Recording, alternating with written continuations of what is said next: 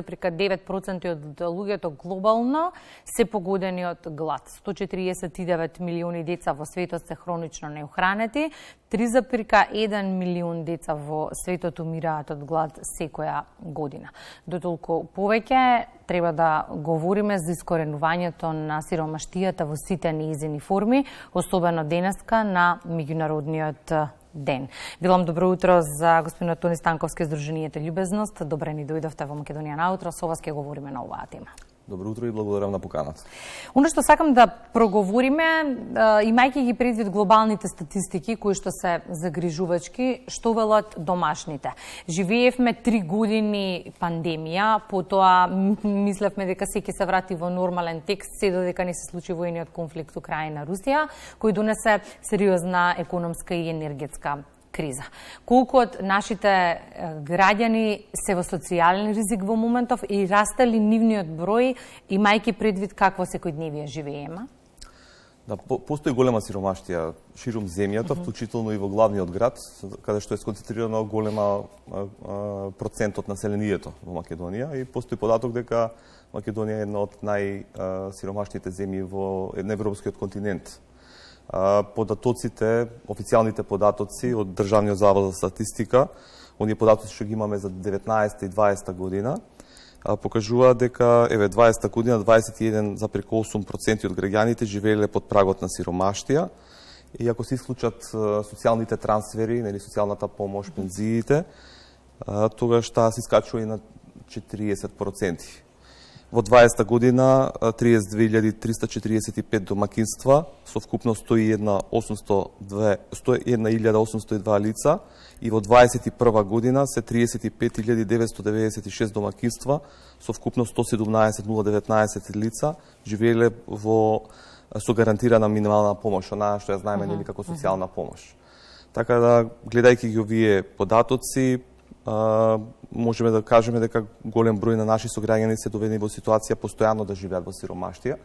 Кај нас постои еден феномен на меѓугенерацијска сиромаштија, каде што децата ја наследуваат сиромаштијата од своите родители.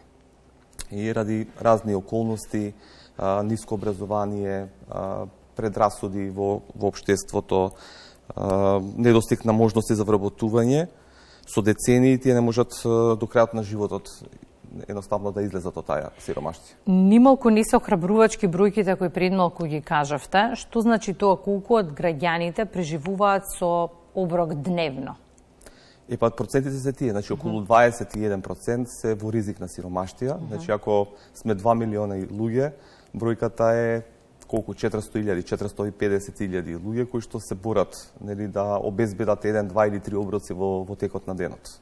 И низ различни активности изминативе години се трудите колку можете да им го лесните секојдневието и живењето на граѓаните во социјален ризик, и токму за нив сакам да посебно во изминатите години. Сами кажавте на почетокот дека од пандемијата наваму, 2020 година, па енергетската криза, економската криза, посебно галопирајачката инфлација 2022 година, едноставно си го зима својот данок. И за тој вид на хуманитарна помош, ајде така да ја наречеме, сакам да проговориме. Седмични оброци, како една од активностите, платформата плати сметка до Box to Help. Тоа се само дел од активностите кои што ги организира Сдруженијето за помош и поддршка на нашите граѓани во социјален ризик. Се чини немирувата. Постојано некако наоѓате начини како да им се најдете на нашите сограѓани.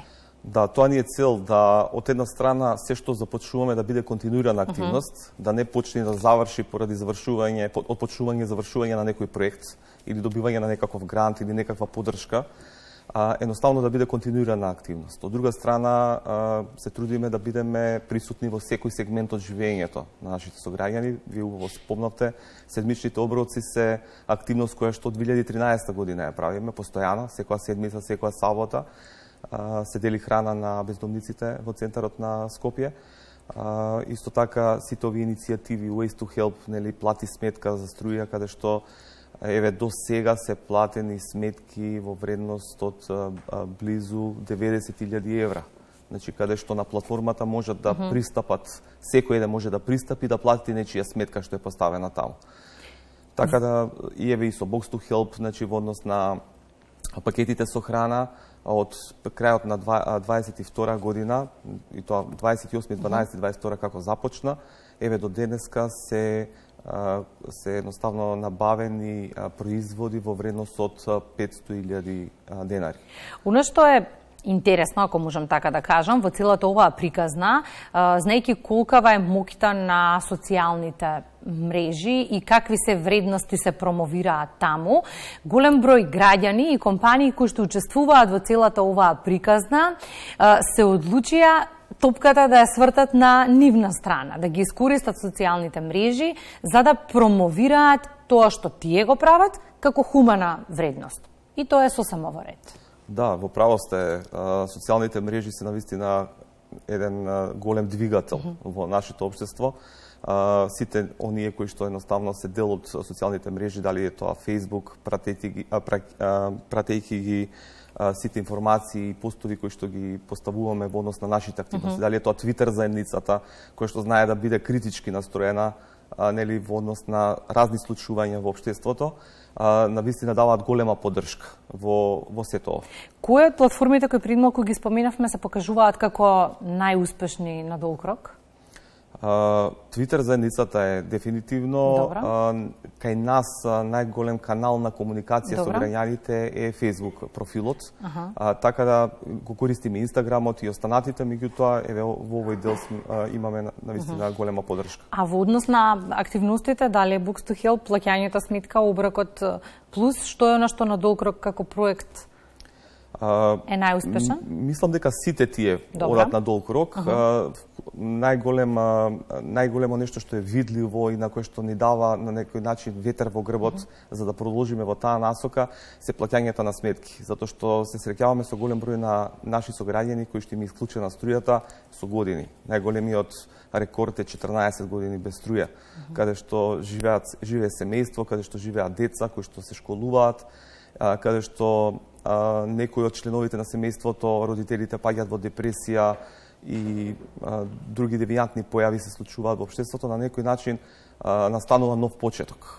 Нов почеток во нивниот живот, каде што иако изгубиле надежта дека може нешто да се промени, дека може да биде подобро, навистина тоа се случува. Бизнес заедницата знам дека е вклучена, се повеќе компании наоѓаат начин како да бидат дел од здруженијето и неговите активности, граѓаните исто така. Што е со институциите? Имате ли соработка со институциите? Мислам дека труд и социјална политика како министерство е единствено сродно кое што би можело да... Да, значи со Министерството за труд и социјална политика, поточно со Меѓуопштинскиот центар за социјална работа на град Скопје, имаме одлична соработка со локалните центри за социјална работа. Може би на почетокот кога почнувавме некако не доживува како некоја си конкуренција или некој кој што се меша во нивната работа, меѓутоа со текот на времето се увиде дека на некој начин сме поддршка едни на други, затоа што имаме на некој начин заеднички корисници. Исто така и управата за водење на лични документи, за исто така ја продлабочуваме на некој начин од минатата година, односно оваа година ја продолжуваме соработката, затоа што тука се движат на некој начин контактите со институциите во однос на обезбедување на социјални права на граѓаните, заглавиле во системот не знаат или не можат да си обезбедат лични документи кои што се потребни за нивно вдомување, потребно за нивно вработување и така натаму. На денешниот ден, меѓународниот ден за искоренување на сиромаштијата, главните пораки се дека тоа треба да се случи доколку функционираат сите алки во општеството, но генерално сите треба да се бориме за ова. Кои алки се неопходни во моментов да се вклучат, да се намали бројот на нашите граѓани во социјален ризик? Што е приоритет во моментов? Државата од пандемијата навака воведува мерки, кои што се на определен рок, кои што едноставно со цел да се намали тој притисок, меѓутоа неминуно потребни се повеќе системски решенија и поголема поддршка на невладиниот сектор, кој што работи директно на терен, работи директно со корисниците. Не сме тие кои што седиме на некое место и корисниците доаѓаат кај нас да побараат некаква помош, него одиме директно во нивните домови, директно наму каде што се наоѓаат, онаму каде што им се нивните предизвици. Така да мислам дека повеќе системски решенија и повеќе вклученост на невладиниот сектор во работата на терен. И за крај на разговорот, има ли туни успешни приказни? Колков е бројот на оние граѓани кои по тежок животен период благодарение на вашата помош и поддршка успеале да застанат на нозе? Бројките покажуваат, нели, на почетокот ги презентиравме дека е голема бројката на луѓе кои што се во ризик на сиромаштија. Ние не можеме да ги покриеме сите, земејќи во предвид, нели, дека стои 15.000 или 20.000 се приматели на некаква помош од државата, исто така и државата не ги опфаќа сите, ниту поголемите организации од нас. Така да со оние со кои што работиме, со кои што доаѓаме во контакт, на вистина убавите приказни ни се, како што реков и претходно, ветер во грбот, да може да продолжиме да го правиме истото, уште подобро, уште посеопфатно, барајќи нови начини, за да едноставно им помогнеме. Така да, навистина, тие приказни ни помагаат многу во нашата работа. Имате впечаток дека како општество сакаме да се бориме против сиромаштијата? Да, можеби на почетоците бев скептик во тоа и мислев дека не сме онака хумани како народ, како нација, меѓутоа со текот на времето праксата ме демантираше дефинитивно. А меѓутоа, пак ќе речам, и овие години наназад од пандемијата си го земаат својот данок и можноста за донирање можеби малце опадна за помагање, меѓутоа тука е едноставно можеме да продолжиме да се развива истата и да делуваме на јавната свест во тој правец. Сметајте не за медиумски партнер во хуманата мисија. Благодарам за гостувањето во Македонија научи. Благодарам уште еднаш на поканата и благодарам на поддршката што ја давате како медиум во сите изминати години, навистина многу ни значи.